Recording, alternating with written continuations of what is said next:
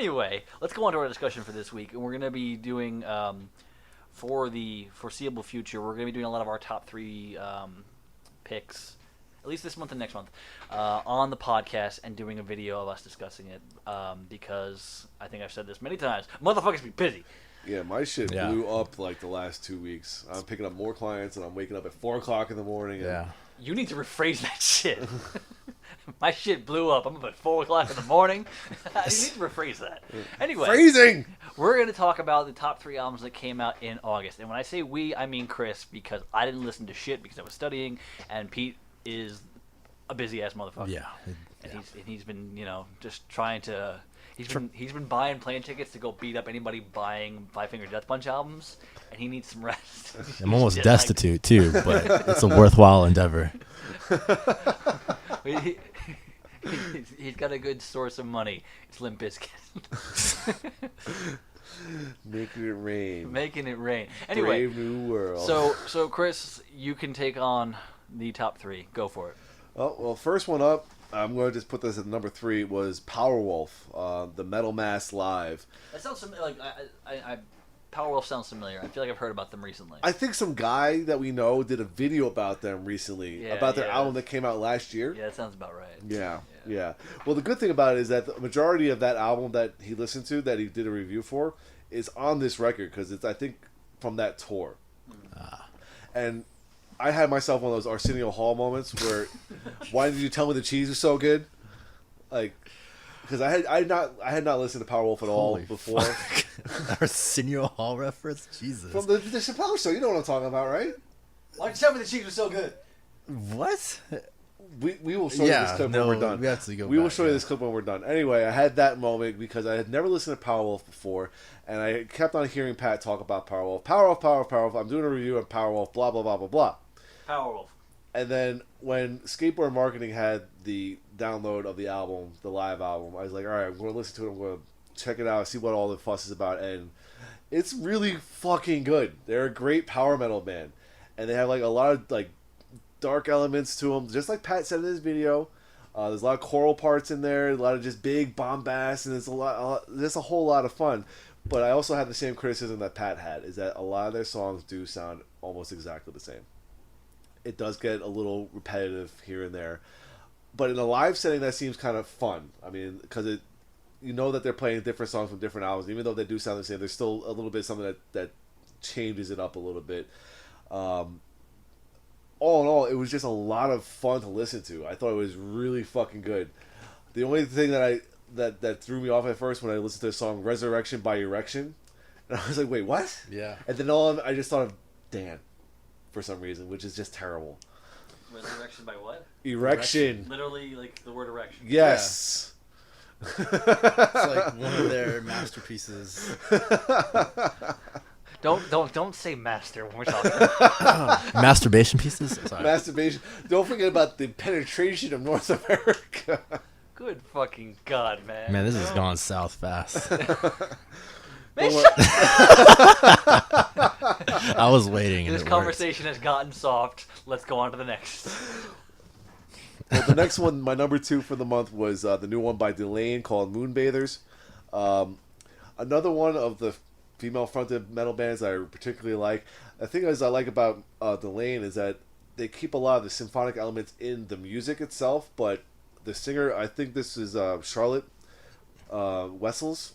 She does mostly, I would say, more rock-oriented singing. She's not very operatic at all, kind of like the antithesis of Nightwish with Tarja, which I think makes it much more accessible to a lot more people. I think people get kind of turned off by too much opera and not enough just fun rock stuff, and that's what I think Delain kind of crosses that line. I think that they're very good at that sort of stuff. There's a few more softer ones on this one than I would be used to, but still good album. Definitely recommend everyone checking it out. And the last one, Pete, you and I listened to when it first came out, Meshiach, Alliance of Thieves. This is a band by the drummer who was in Slayer for a hot second before they got Paul Bastard back. Melodic thrash metal, and it is awesome. It is seriously right up there with like modern day Exodus, modern day Testament, and Overkill. Lots of really good guitar parts. The singer I really like because he doesn't just do like the throat thrashing stuff. He Right. actually does do a little bit of like singing, a little bit more melodic. Like I said, along the lines of like Chuck Billy and Testament and Bobby Blitz from Overkill. Right up there with all those bands, and I really recommend everyone checking this out because it is fucking heavy, it's fast, it's fun, and it's just a great modern day thrash record. I do remember listening to this with you, and I was just really impressed by the amount of just diversity that's on that album. I mean, like, you're talking about Powerwolf and how all the songs sound alike. That's absolutely not the case with this one. There's a lot of very different, I want to say, like, musical techniques happening through each track. It's a very interesting listen, for sure. That was another one that we got from Skateboard Marketing too, so they've been very good to us. Was this list in chronological order? Is Meshiak your number one? Yes. Okay. 'Cause I didn't. I kind of missed that part.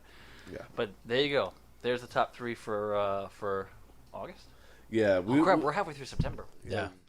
Pat and Reese here on the Shred Shack radio program, once again bringing you the top 3 of the selected month, which is August.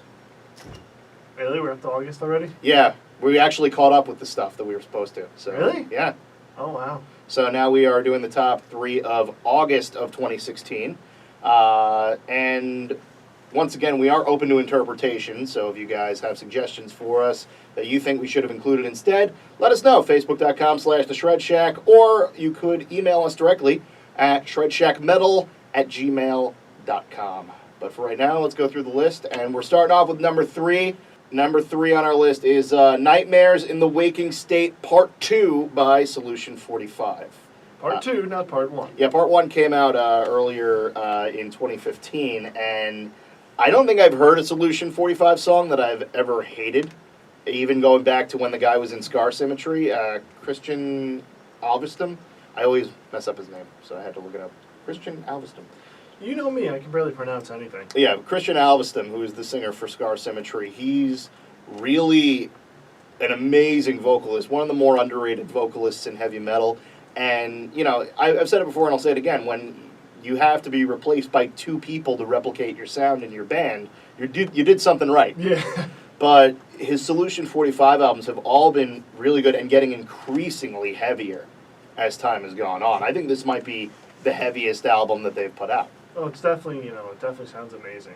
Yeah. Love the bass. Love the double pedals. It's really great. Love the guitars. I love the melodic sounds in the background, but there's a lot less of them this time around. Yeah, they are. You could tell that he was going more for the harsh vocals and a lot less for the melodic choruses that we knew. Which makes me happy with some bands, yeah. I mean, yeah, like I was always drawn to them in like Scar Symmetry because of the melodic choruses, but I think they still did all right by themselves with this. So I'm really happy to do that. I'm really happy to listen to it every time because especially like the last track is probably the best, Heavy Lies the Crown. It's one of the best tracks from them that I think I've ever heard. I love Gravitational Lensing, but this might edge it out for my favorite one. I don't know. Yeah, I think, this will take over for you. I'm still going to listen to that one a lot. Well, of course. And you can't stop. I wasn't going to.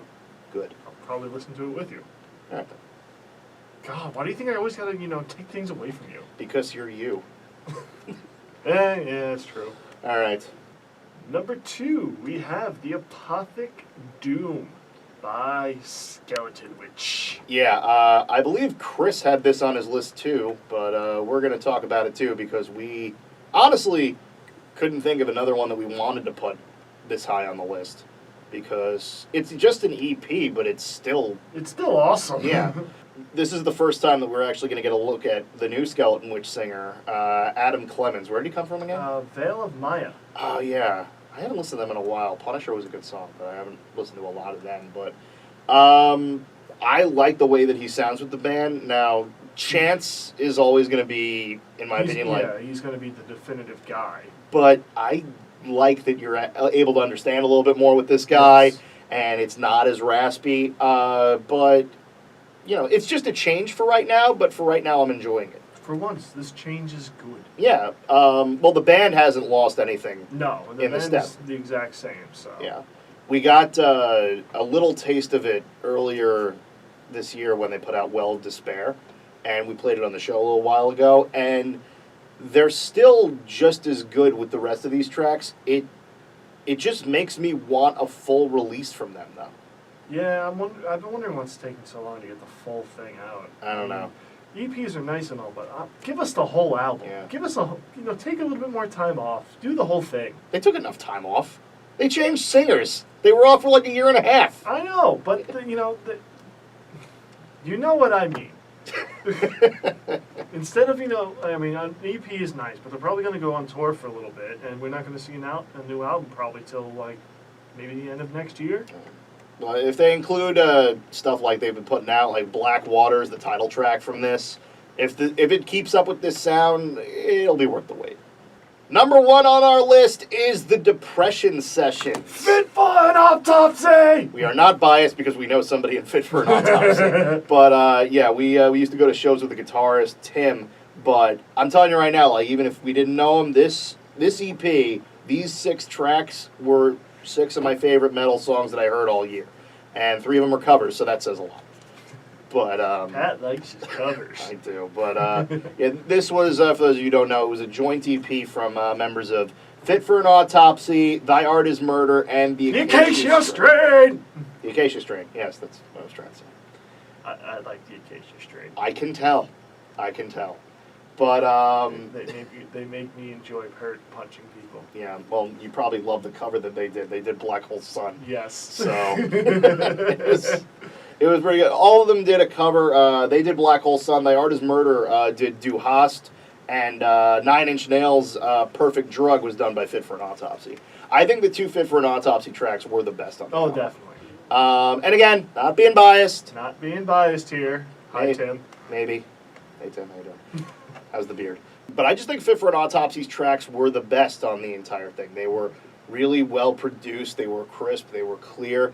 And one of the best things about them is that, I've always felt like Thy Art Is Murder and Acacia Strain, they've always been kind of too sludgy for me when they got heavier. They got a little messy and they got a little too aggressive to keep everything together. Fit for an Autopsy never had that problem. No, they were always just everything. They were always crisp. They were always clear with everything they put out. So that's always a positive. And the song they got on here, Flatlining, pretty much says all of it. Yep. So And I think that's about it for the top 3. I believe so. Yeah, we've got nothing else to say about these guys. So we'll hand it back to the guys in Texas. Be sure to listen to the Shred Shack radio show. We post the links to it every week on the Shred Shack Facebook and on Mixcloud, facebook.com/the Shred Shack and mixcloud.com/the Shred Shack. So check it out there.